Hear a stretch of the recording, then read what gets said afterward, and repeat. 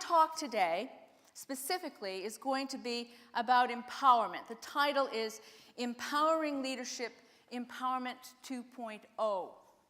And it's a particularly relevant topic for Investors in People because more than any other organization in the UK, and I think elsewhere as well, Investors in People has made empowerment enshrined in modern management.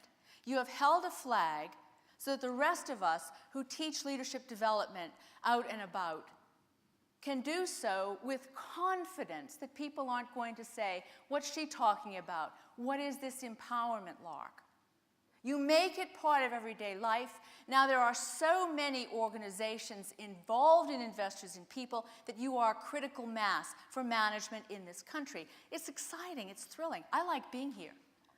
But I've got to talk about empowerment to an audience who already knows about it. I'm going to give it a go anyway. My talk, as I said, is empowering leadership. But I'm taking this to mean two things. We have empowering leadership style. That is, when the leader is a good listener, when the leader encourages debate, when the leader has the open door, when the leader responds to concerns. And yet at the same time, empowering leadership comes from the workforce. It's also a verb, not an adjective. The workforce empowers the leader.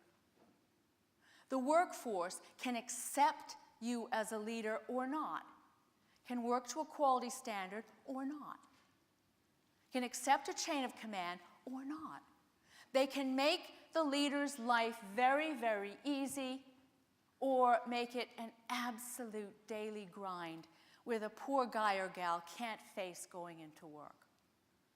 The choice is always going to be the leaders and the leaders' followers, and then we create a circle. And when that circle works, when we have that interrelationship, we create a virtuous circle of listening, learning, finding the thing that we do well together. Second part of the talk is the Empowerment 2.0 piece. The Empowerment 2.0 piece is about the future. What's going to happen next to empowerment? And I came up with this when I was suddenly faced with the alarm bells of, as I've mentioned before, I'm going to have to talk to an audience that is already invested in empowerment. And also all the books and the articles and the YouTube videos are already out there. All the good ideas have been taken, to be perfectly honest. So how am I going to say something new? How am I going to say, oh, that was an interesting talk, and then give me a couple of good scores there? And then the answer came to me, well, yeah, I can talk about what's new. I can begin thinking about and putting forward the questions that bring us all forward together in talking about the future of empowerment.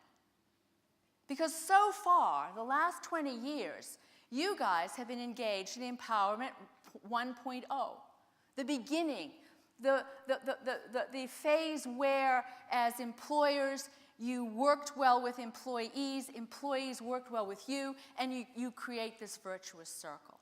And you know how to do that.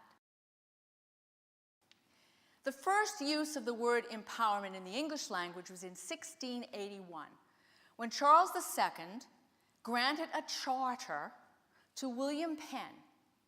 And that charter empowered William Penn, a former admiral in the Royal Navy who'd won a number of significant battles. It empowered William Penn to take a large piece of land in the New World and form a colony. This charter empowers the Pennsylvania colony to structure a government. Interesting, interesting. But then the word falls into disuse. The next time we see it, it emerges in the 1950s, and the media is writing about empowerment. The media is talking about the process of our colonies worldwide moving from the patronage of, forgive the term, ownership of our first world countries, our richer nations, they own these colonies. But in the 1950s and 60s, gradually, these ruling countries empowered, or the colonies themselves became empowered to become nations themselves. And what happened when that happened? They gained a voice. The nations gained a voice, and the populations within those nations each became singly and together important. They became significant. They had a voice. The next time you move forward, and we see the word borrowed by our social activists in the 60s and 70s. Everybody looks kind of young in here, but you know, there might be a couple of you people out there that went on marches. I did. You know, the kind of community action that enabled our disenfranchised, our minorities, to move from the shadows into the mainstream and once again get a voice, have a voice, be present, be accepted, be seen and heard. So we roll the camera forward, and I'm going to skip a couple of decades there. And if you do Google and you do look in Wikipedia, you'll be surprised. Because even though empowerment is enshrined in Investors in People, the way you see the word used most now is when we're talking about our dispossessed, our destitute, and our desperately poor.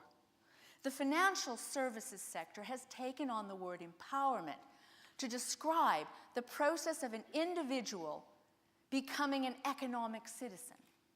As soon as an individual becomes banked, gains access to financial services so they can save their money, own assets, they become empowered. They gain a voice. They are economically significant.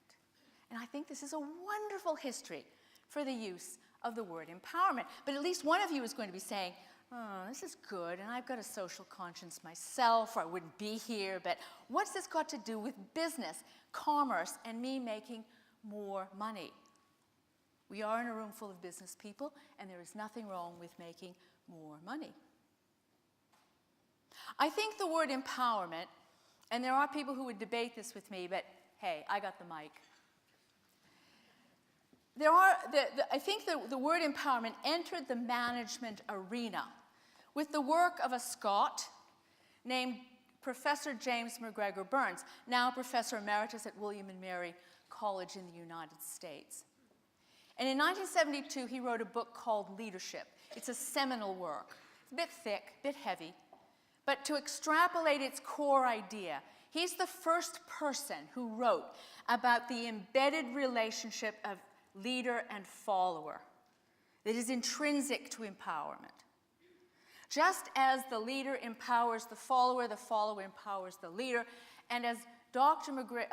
Burns described, creates that virtuous circle. The circle works as long as both sides listen to the other. The moment we stop listening, the circle is broken. And we have that great risk of leader becoming separate from followers. And we know from the media, from history, that as soon as our leadership becomes separate from our followers, the rule of large numbers applies. Large numbers of people are far more powerful than a single leader.